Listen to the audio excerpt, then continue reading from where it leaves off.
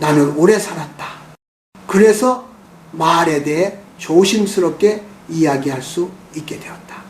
사람들은 흔히 말은 마음의 표현이라고 생각한다. 하지만 내가 보아온 삶에서는 그 반대의 경우가 더 많았다. 말이 마음을 만들고 그 마음이 남은 삶의 방향을 정한다. 나는 젊은 시절 수많은 말을 했다. 강연에서, 그래서 토론에서 말은 내 삶의 도구였다. 그러나 나이가 들수록 점점 깨닫게 되었다. 말에는 쓰임의 계절이 있다는 것을, 젊을 때 유효했던 말이 노년에는 삶을 무겁게 만들기도 한다는 것을 나는 이렇게 말하고 싶다. 후반의 삶이 편안한 사람들은 공통적으로 어떤 말을 아주 적게 한다. 그 말은 악의가 담긴 말도 아니고 거친 말도 아니다. 오히려 너무나 익숙해서 아무 생각 없이 입에서 나오는 말이다. 사람들은 이 말을 스스로를 보호하기 위해 쓴다. 기대를 낮추기 위해, 상처받지 않기 위해, 더 이상 실망하지 않기 위해. 하지만 그 말은 보호가 아니라 점점 자신을 작게 만드는 문장이 된다. 나는 수많은 노년의 얼굴을 보았다. 비슷한 세월을 살았는데도 어떤 얼굴은 편안했고 어떤 얼굴은 늘 굳어 있었다. 그 차이는 겪은 일의 크기가 아니라 자기에게 어떤 말을 반복해 왔는가였다. 후반의 삶이 무거운 사람들은 자주 이렇게 말한다. 원래 인생이 그렇지 내가 뭘 더 바라겠어. 이 나이에 무슨 의미가 있겠어. 이 말들은 겸손처럼 들릴 수 있다. 현실을 받아들이는 태도처럼 보일 수도 있다. 그러나 이 말들이 하루에도 몇 번씩 반복되면 마음은 서서히 자기 삶을 닫아버린다. 말은 사실을 설명하는 것이 아니라 사실을 해석하는 틀이다. 같은 상황에서도 어떤 말을 쓰느냐에 따라 그날의 무게가 달라진다.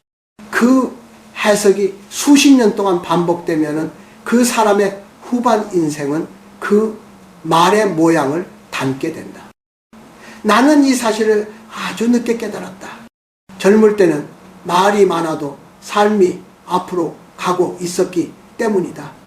그러나 삶의 방향이 앞이 아니라 안쪽으로 바뀌는 시점, 그때부터 말은 더 큰 영향을 미친다. 사람은 나이가 들수록 몸은 줄어들고 말은 무거워진다.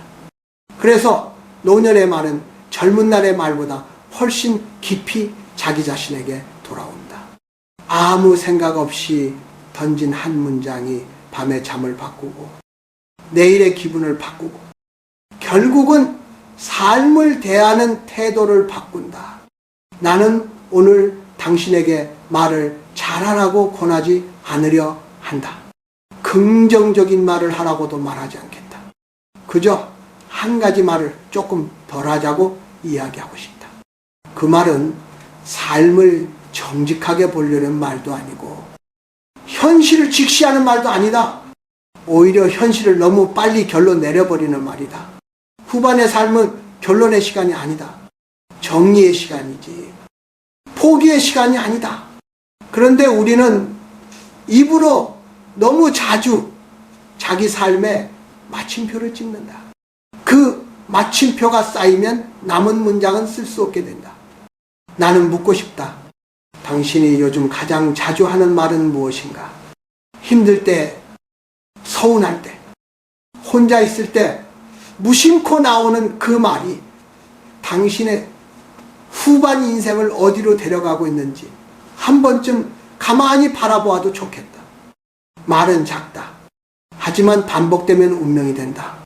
오늘부터 그 말을 조금만 덜해도 후반의 삶은 아주 서서히 다른 방향으로 흐르기 시작한다. 이제부터 왜 그 말이 생겼는지, 왜 사람들은 그 말을 놓지 못하는지, 그리고 어떻게 그 말을 줄이는 것만으로도 삶이 가벼워질 수 있는지 천천히 이야기해 보려 한다. 이 이야기는 당신을 바꾸기 위한 것이 아니라 당신의 남은 시간을 조금 더 편안하게 만들기 위한 것이다. 사람들이 그 말을 쉽게 내려놓지 못하는 데에는 이유가 있다. 그 말은 어느 날 갑자기 생긴 것이 아니라 살아오면서 천천히 몸에 붙은 말이기 때문이다. 젊을 때 우리는 많이 기대했다. 사람에게도 일에도 미래에도 기대가 컸던 만큼 실망도 컸다. 그때마다 사람은 마음을 다치지 않기 위해 하나의 문장을 배운다. 원래 그런 거야. 인생이 다 그렇지. 이 말은 그 순간에는 상처를 덜어주는 역할을 한다. 문제는 그 말이 상황이 끝난 뒤에도 계속 남아있다는 데 있다. 처음에는 잠시 쓰기 위해 꺼낸 말이 어느새 삶을 설명하는 기본 문장이 된다. 무슨 일이 생겨도 그 말부터 튀어나온다. 기쁜 일이 와도 새로운 기회가 와도 마음은 이미 그 문장으로 결론을 내려버린다.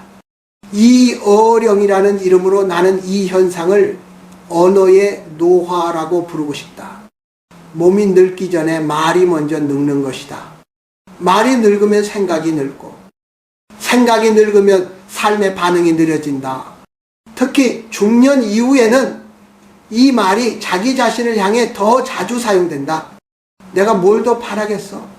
이 나이에 새삼스럽게 이 말들은 겸손처럼 들리지만 실제로는 자기 가능성을 스스로 접는 말이다.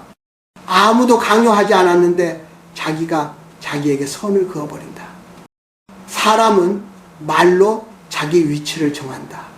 계속해서 낮은 위치에 말을 하면 마음은 그 자리에 머무른다. 그 자리에 오래 머무르면 몸도 그 자리를 현실로 받아들인다. 이렇게 해서 후반의 삶은 조용히 좁아진다. 나는 많은 노년의 대화를 들었다. 그 안에는 공통된 말버릇이 있다. 다 소용없어.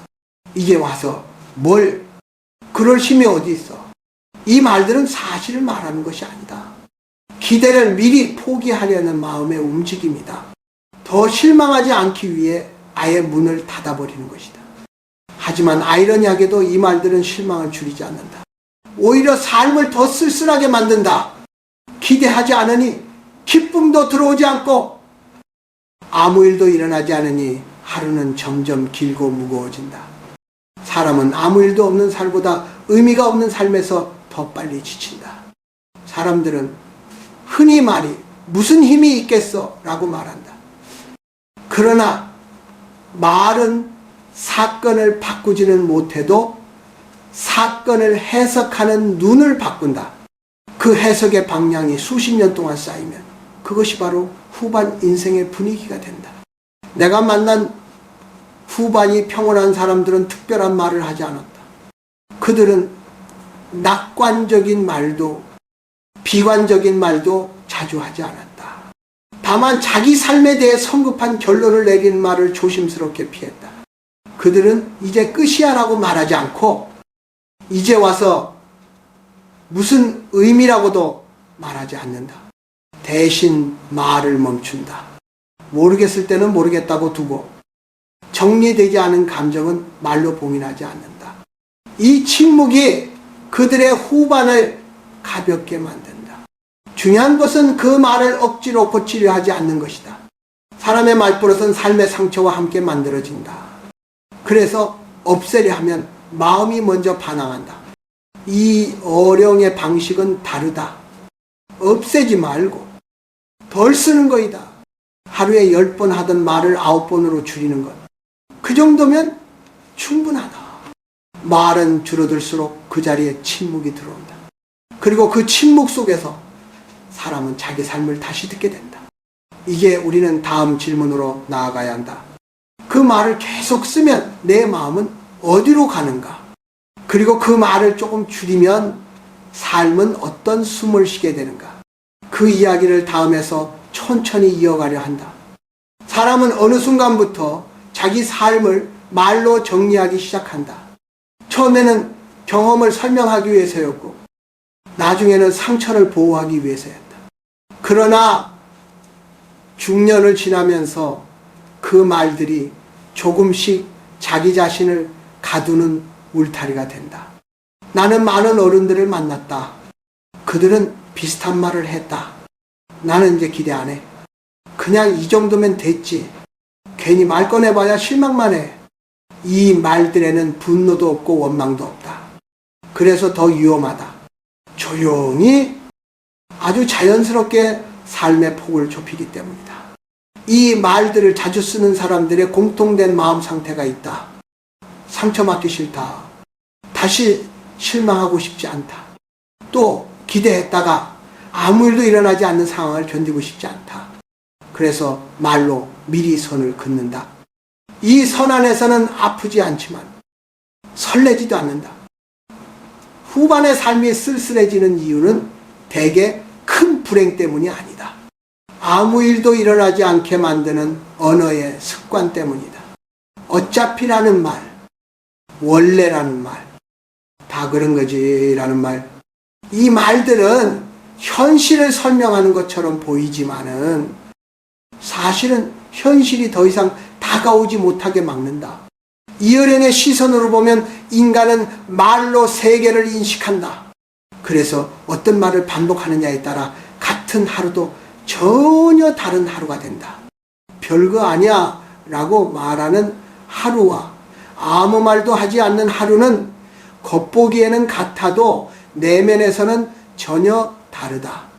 문제는 이 말들이 타인에게 향할 때보다 자기 자신에게 향할 때 더 큰 힘을 가진다는 점이다. 사람은 하루에도 수십 번 자기 자신에게 말을 건다. 그 말이 항상 체념의 언어라면 마음은 점점 움직이지 않게 된다. 이 시기에 자주 나타나는 감정이 있다. 무기력이다. 특별히 우울하지도 않고 특별히 불행하지도 않다. 그런데 아무것도 하고 싶지 않다. 이 무기력은 몸에서 오기보다는 말에서 시작된 경우가 많다. 이미 말로 모든 가능성을 닫아버렸기 때문이다. 나는 후반이 평온한 사람들에게서 한 가지 특징을 보았다. 그들은 좋은 말을 많이 하지 않는다. 대신 나쁜 말을 자기에게 거의 하지 않는다. 나는 안 돼. 이제 끝이야. 해봤자 소용없어. 이 말들을 아예 쓰지 않거나 아주 드물게 쓴다. 그렇다고 해서 그들이 희망에 차 있는 것도 아니다. 다만 말로 자기 삶을 재단하지 않는다. 모르겠으면 모르겠다고 두고 확신이 없으면 침묵을 택한다. 이 침묵이 마음을 살려둔다. 중년 이후의 삶에서는 생각보다 말이 먼저 늙는다. 말이 늙으면 감정도 함께 굳는다. 그래서 후반의 삶을 바꾸고 싶다면 행동보다 말을 먼저 살펴야 한다. 무엇을 하느냐보다 무엇을 말하고 있는지가 더 중요해진다.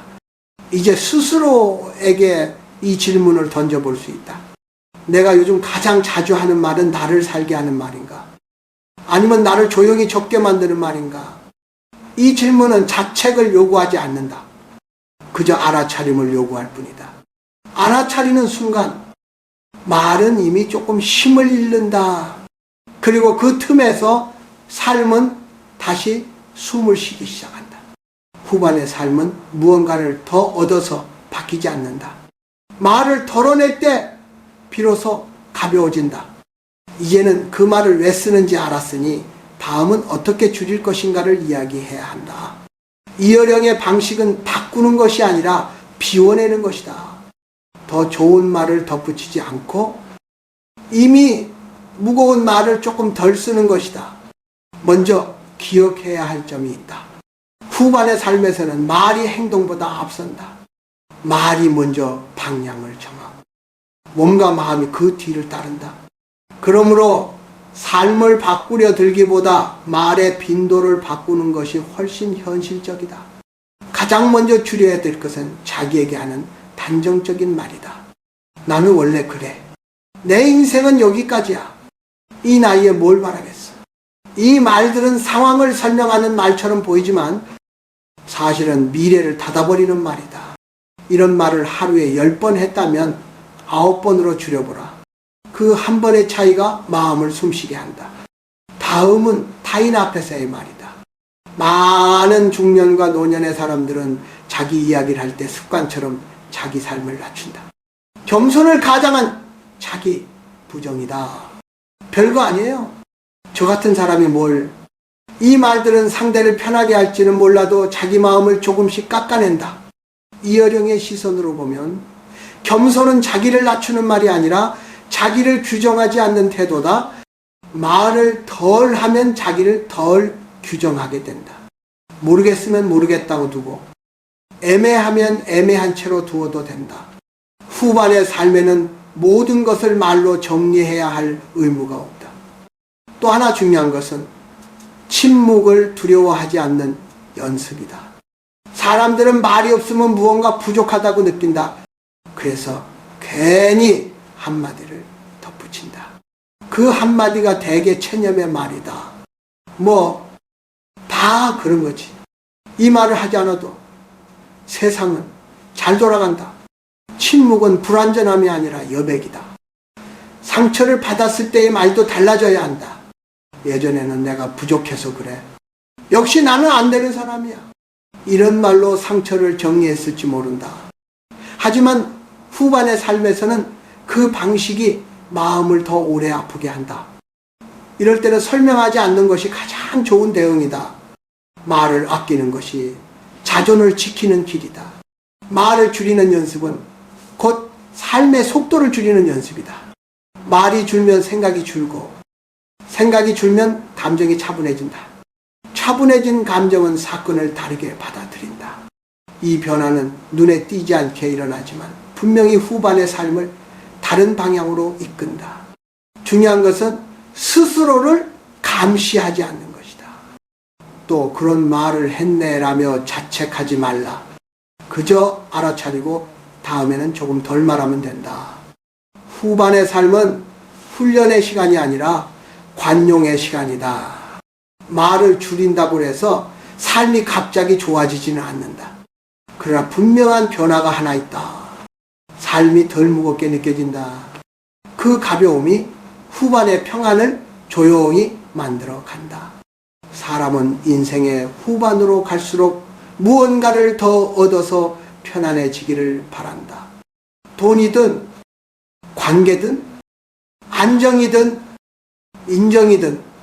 그러나 오래 살아보니 후반의 평안은 더하는 데서 오지 않고 덜어내는 데서 온다는 것을 알게 되었다. 그 중에서도 가장 먼저 덜어내야 할 것은 말이다. 특히 자기 자신을 향한 말. 그 말은 아무도 듣지 않는 것 같지만 사실은 가장 깊이, 가장 오래 자기 안에 남는다. 이어령이라는 이름으로 나는 이렇게 말하고 싶다. 후반이 평온한 사람들은 말을 잘해서가 아니라 말을 조심해서 평온해진다. 그들은 삶을 해석하는 말을 아껴 쓴다. 아직 끝나지 않은 일에 마침표를 찍지 않고 모르는 것을 함부로 규정하지 않는다. 이제는 늦었어.